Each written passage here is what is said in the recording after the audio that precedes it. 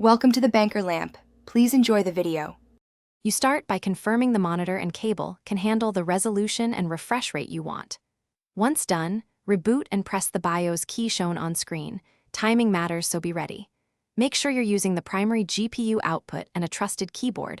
Wireless can be unreliable in BIOS. You're entering firmware, not Windows, so settings apply at hardware level. Understand this step prevents unsupported modes that would leave you with no display. Once in BIOS, move to the Advanced or Video Configuration section.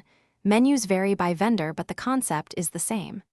You'll choose the primary display adapter so the firmware routes output correctly, which matters if you have both integrated and discrete GPUs. Then locate resolution, pixel clock, or scaling options. These control the signal sent before any OS drivers load.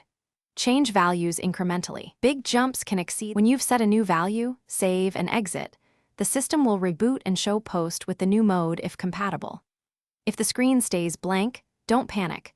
Reset to defaults or clear CMOS to restore a working mode, then try smaller steps.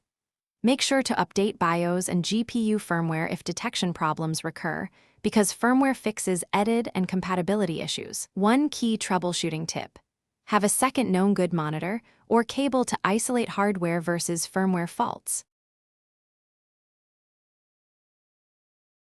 Thanks for watching. If this was helpful, leave a like and consider subscribing. See you next time.